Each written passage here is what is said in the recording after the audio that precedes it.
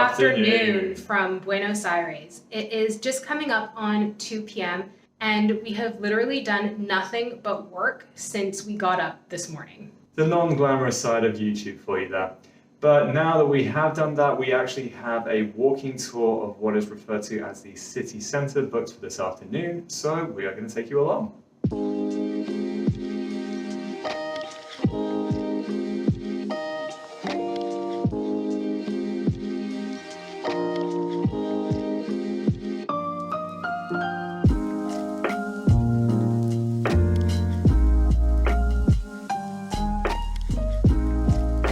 Made it to the meeting point for our walking tour, the National Congress Building.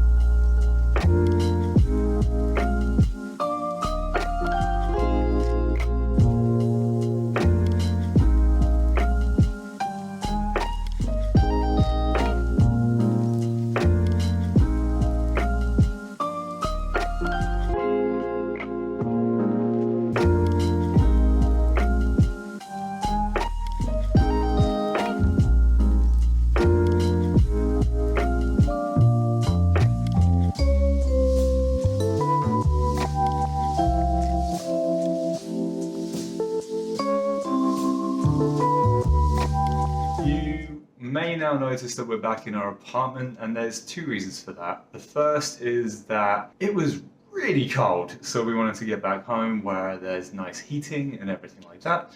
But also it looked like there was some kind of political process in the square, so we didn't really want to hang around because every warning that we ever get on every travel advisory is not to get anywhere near any kind of political movement or protest or anything in any city that you're in.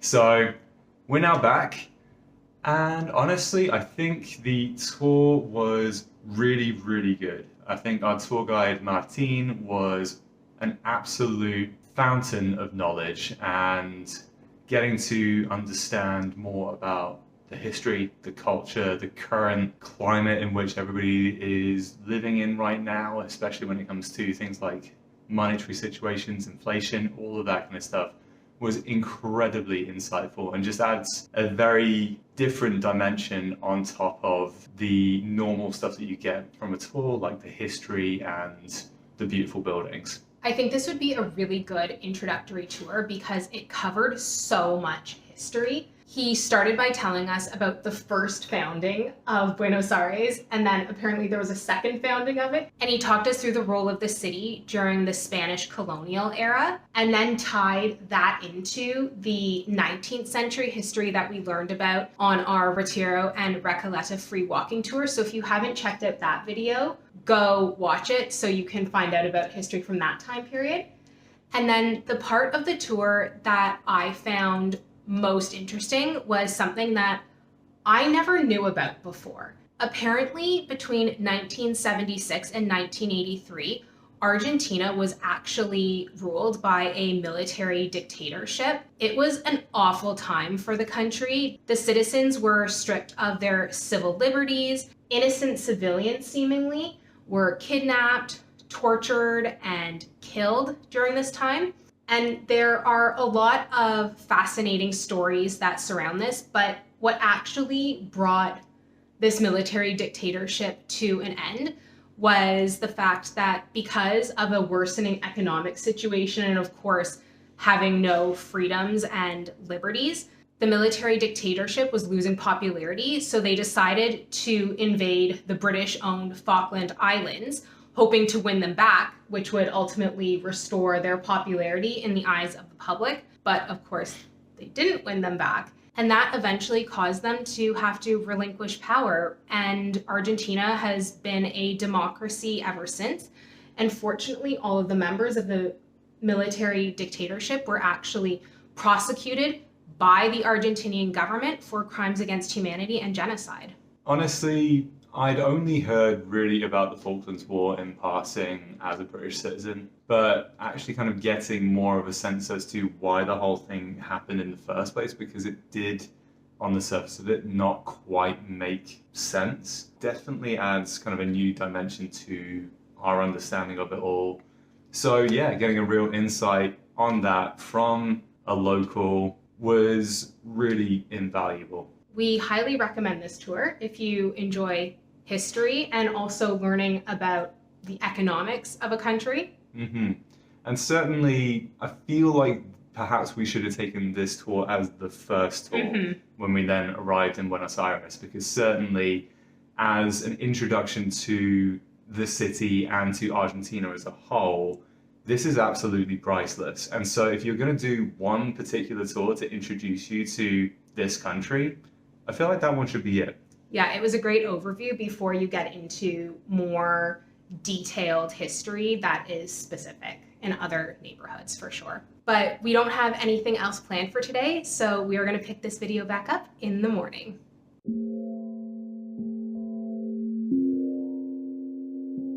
Good morning! From another day in Buenos Aires. And in typical fashion for us, and such seems to be the theme of our time in this city, we are heading out for yet another free walking tour. This time it's going to be checking out the neighborhood of La Boca. Let's go.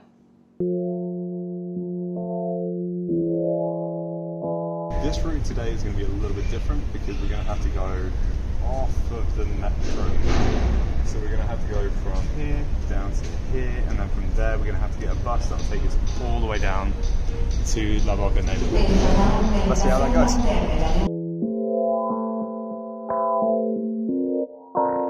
It's a little bit confusing to try and find whereabouts the bus stops are, but thankfully on each of the signs here it tells you exactly which route you're going to. So this one's 24 and 29. I think we're going to want the 29 to get to La Boca. Let's hope we're on the right side of the road because we're not entirely sure at the moment. No, we're kind of flying by the seat of our pants at this point, so wish us luck. We've walked down one bus stop because there was a diversion, but we are now standing in front of Plaza de Mayo, which is where we ended our tour yesterday, and that's where the protest was, and it looks so different now. It's completely clear. There is the Pink Palace, which is the government building. And now we're just waiting for our bus to hopefully pick us up from this stop. And amongst all this confusion, we're basically trying to move further down the line in the hopes that we can still get the same bus without any of this diversion stuff, because we've been waiting at these stops for probably a combined total of about 20 minutes and nothing's happened. So this is going to now be the third stop along the line that we're trying to wait for the same bus. So wish us luck. Run! Run! No, no, no, no! The good news is we're in the right spot for the bus. The bad news is there was a bus and we just missed it. You have to be super rapid getting on, it seems. But now we wait. Let's hope we make our tour. This is proving to be a little bit more of a hassle than we'd imagined. Way more stressful than it needs to be.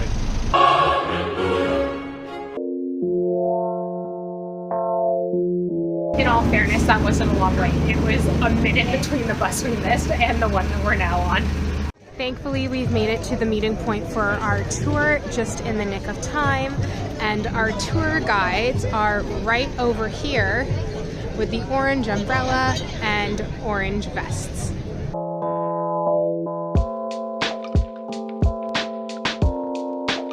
La Boca is the barrio in which Buenos Aires was first founded by Spaniard Pedro de Mendoza in 1536, in part due to its location as the mouth to the Atlantic Ocean. The indigenous people living in La Boca resisted Spanish colonialization, so it was abandoned 2 years later until the city was refounded by Juan de Garay in 1580. Buenos Aires was only important to the Spanish Empire because it was a port city through which they could easily transport gold and silver from Bolivia and Peru back to Spain. Unfortunately, it was during the Spanish colonial period that many Africans were brought to Argentina as part of the transatlantic slave trade.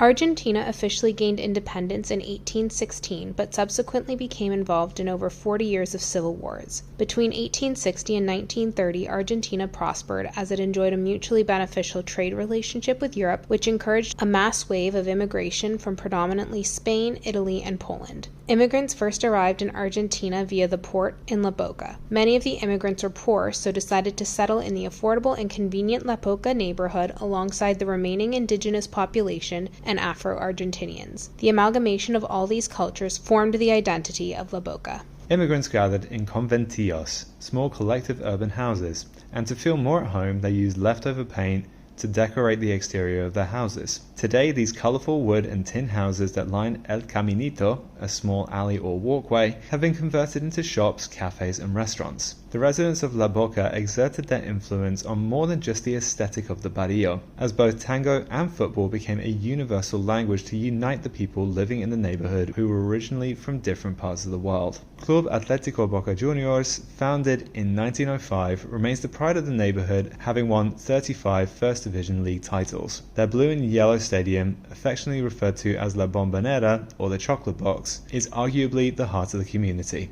We just finished our walking tour of La Boca, and our tour guide, Maru, as a historian, was so impressive because she managed to navigate the history of Argentina all the way from colonial times up until basically today. But I think it was interesting to focus on the identity of this neighborhood specifically.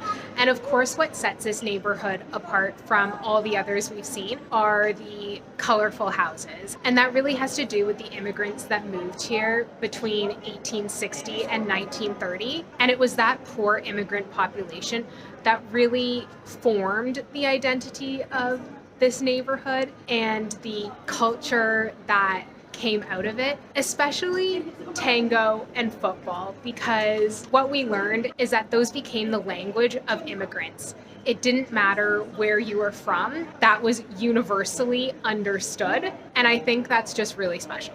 I think so too. As we kind of went through the tour, then you really came to understand and appreciate that really from this particular neighborhood, this particular pocket of Buenos Aires, then so many things were born. The idea of having Buenos Aires in the first place was one of them. And then, as Rachel mentioned, the likes of tango and football, which are the real cultural exports of Argentina as well. And it's just so interesting because that whole identity really runs through the veins of this part of the city and everybody who lives here. So getting to see that, to experience that, to appreciate the art that goes behind it, and getting some context to it as well is just fascinating. And really, this was among the best tours that I think we've probably had in South America, let alone Argentina. It was just absolutely fascinating. All of the tours that we've had from this company have been fabulous. Their guides are wonderful, so highly recommend that you do tours with them. And actually, they run tours of, I believe, the majority of barrios here in Buenos Aires. I think it's important to get to know each one because they're all individual, and it's just totally worth it to take the time to do tours of all of them. 100%. You could genuinely spend a couple of weeks here and you probably still wouldn't have got a full picture of the entire city. This is an amazing place. But now, I'm pretty hungry. What about you? Same girl, same. All right, let's go get some lunch. Among the many things that we've been told that we should try while we're in Argentina, one of them is Choripan. And if you're not 100% sure what that means, it's literally just a portmanteau of chorizo and pan. So literally sausage and bread, a sausage sandwich. And we have heard that this place in particular is the best in Buenos Aires for it. So we have gone for a very basic one, which is literally just bread, chorizo, and chimichurri sauce, which is a very special sauce to here. And we're going to give it a go.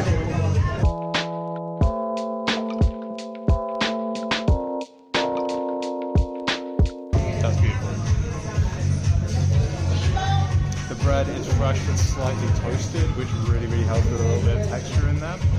And the quality of the sausage is amazing. You add the sauce to that with all of the herbs and spices that it creates, and you just have even for a very basic sandwich, one that is absolutely packed full of flavour. Delicious. What do you think of that? Well, we clearly devoured both of those choripan. They were really, really good. In fact, it got better with each bite the more you got into the sandwich. That being said, compared to the ones we had in Bolivia, these were quite expensive. Depending on the conversion rate that you use, we paid anywhere between 12 to nearly 20 Canadian dollars. And I'm not sure that the quality of these is that much better to justify such a huge price discrepancy. The other thing is, I'm still a little bit hungry, so I want to maybe try to find some alfajores. Would you hate me? No, I love it. Let's go.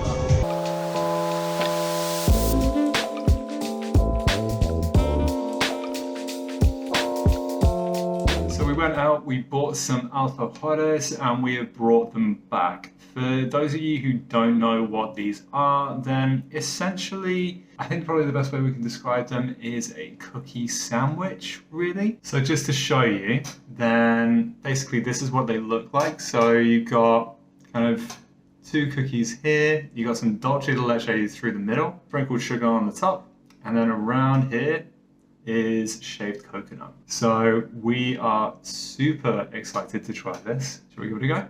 Mm-hmm. Cheers. Cheers.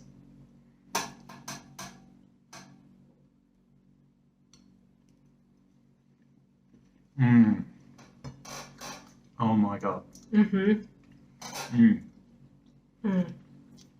That is so delicious. Mm. It's like a shortbread cookie Yeah. filled with beautiful dulce de leche. It really is. Those cookies are so soft as well. Really buttery, really adds to the dulce de leche. And then I don't think you can quite taste the coconut. No, which I don't mind because I'm not the biggest fan of coconut, but Yeah, like the main filling is utterly divine, and that plus like the really soft texture of the biscuits are, that's excellent. Really, really good. and if you want to go for something fancier than the traditional alfajores, they've also started coating them with pistachios, for example, but then they also do them coated in chocolate, white chocolate. I think they even come with flavors nowadays as well, maybe like raspberry or some kind of additional fruity flavor. Yeah. We have one of those here too. We just went for one coated in chocolate, but it should be traditional other than that. Yeah. So let's give that one a go. Yeah. And just so you can see exactly what we're having here, then that's what it looks like on the inside. So I think it's kind of chocolate filled in the biscuit area as well. Yeah. So let's give that a go. Cheers.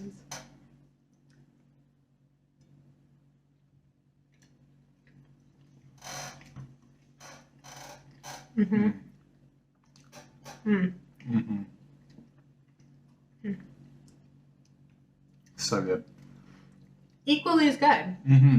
I think, personally, I prefer the traditional one, which is strange for me because I love chocolate. But definitely with the chocolate one, it's really rich. I'm also getting like a little hint of orange in there. me too. Okay, so maybe ours was like a chocolate orange one and we just didn't know it. Yeah. Because I also tasted orange.